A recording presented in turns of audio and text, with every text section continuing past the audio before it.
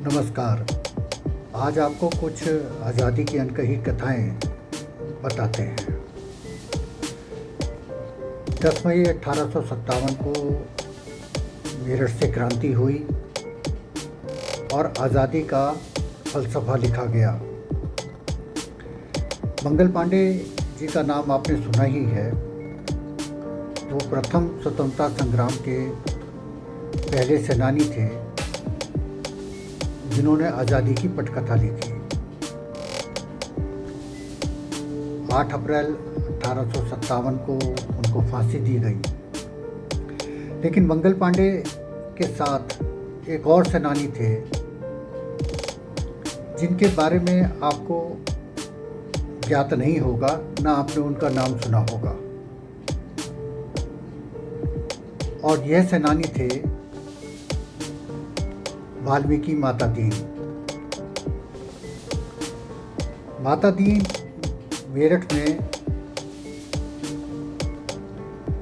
पैदल सेना में तैनात थे। 90 सैनिकों को चर्बी लगे कारतूस दिए गए। उनमें से 85 सैनिकों ने वो आधुनिक जो गन थी जिसके कारतूस मुंह से खोलने पड़ते थे, उनको चलाने से मना कर दिया। और इसमें माता दीन का अहम रोल था। और अगर हम कहें कि 10 मई 1857 की क्रांति से आज़ादी की पटकथा लिखी गई, तो उसके पहले सेनानी अगर मंगल पांडे के बाद कोई हैं तो वो माता दीन है। यह अलग बात है कि इन 85 सैनिकों में कोई धर्म विभेद नहीं था। इस क्रांति को हम धार्मिक क्रांति भी कह सकते हैं, और मेरा मानना तो है ये कि धर्म से ये आज़ादी की पटकथा लिखी गई धार्मिक क्रांति थी। मेरठ में एक मंदिर है, औगड़नाथ मंदिर, जिसको काली पलटन कहते हैं।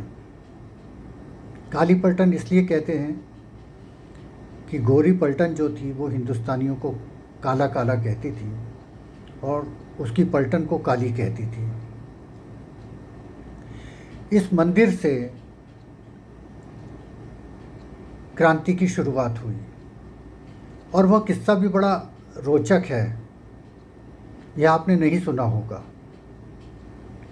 भिश्ती जो होते हैं, जो पानी पिलाते हैं, अभी तो हम दूसरे तरीके से पीते हैं, पहले भिश्ती पानी पिलाते थे, चमड़े का उनका वो होता था। तो जो प्याऊ थी, वहाँ सैनिक पानी पीने आते थे।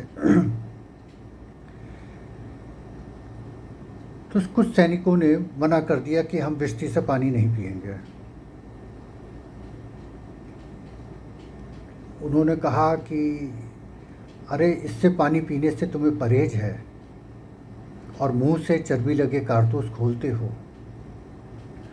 और ऐसा मान्यता है, ऐसी बात कही जाती है कि कुछ भिश्तियों ने और कुछ नगर वधुओं ने क्रांतिकारियों को उलाहना दी, और उसके बाद 10 मई 1857 को क्रांति हो गई। यह भी आपको नहीं पता होगा कि इस क्रांति की पटकथा,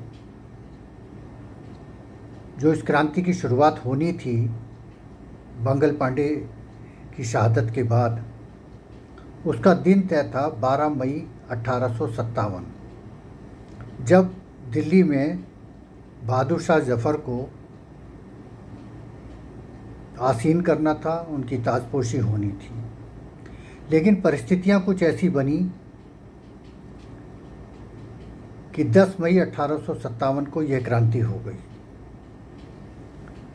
और आमतौर पर हम ये मानते हैं कि हम 10 मई 1857 की तिथि में कहते हैं कि शहीदों को श्रद्धांजलि। नहीं, ये शहीदों को श्रद्धांजलि नहीं, वो 10 मई से लेकर 16 मई तक के बीच में कोई भारतीय शहीद नहीं हुआ, लेकिन उसके बाद अंग्रेज़ों ने क्रांतिकारियों से, भारतीय क्रांतिकारियों से बदला लिया और अनेकानेक क्रांतिकारी हमारे शहीद हुए।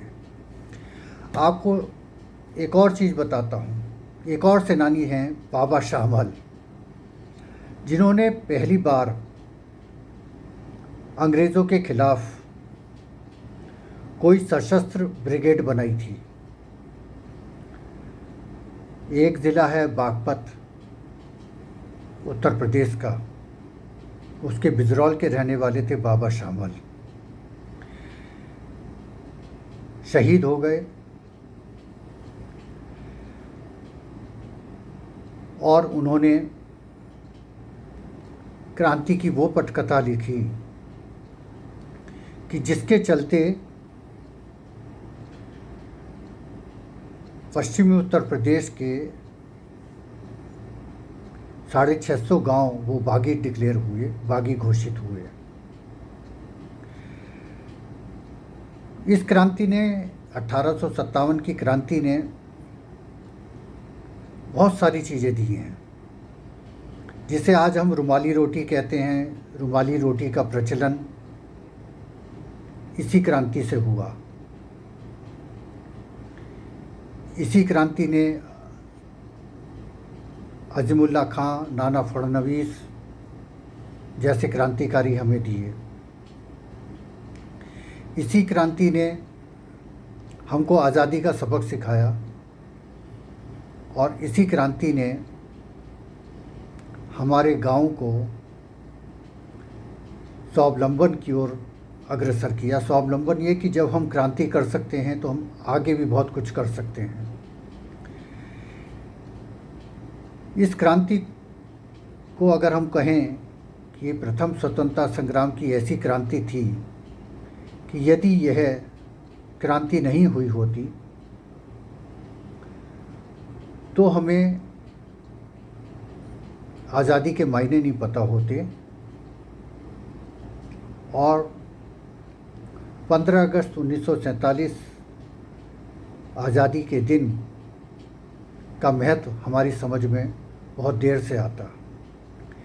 तो इस क्रांति के इतिहास में, आज़ादी के इतिहास में 1857 की क्रांति को नहीं भुलाया जा सकता। और नहीं भुलाया जा सकता माता दीन को, मंगल पांडे को। ये ऐसे कुछ क्रांतिकारी हैं जिनका मैंने आपसे को उल्लेख किया कि बाबा शाहमल, माता दीन, कि इनके बारे में आपको जानना चाहिए।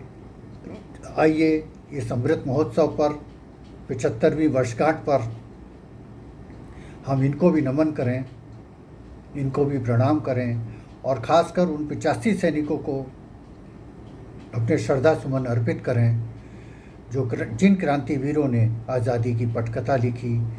इन्हीं शब्दों के साथ मैं सूर्यकांत द्विवेदी क्रांति की अनकही कथा के साथ आपके समक्ष उपस्थित हुआ। आप सभी को स्वतंत्रता दिवस की बहुत बहुत शुभकामनाएं। नमस्कार, प्रणाम।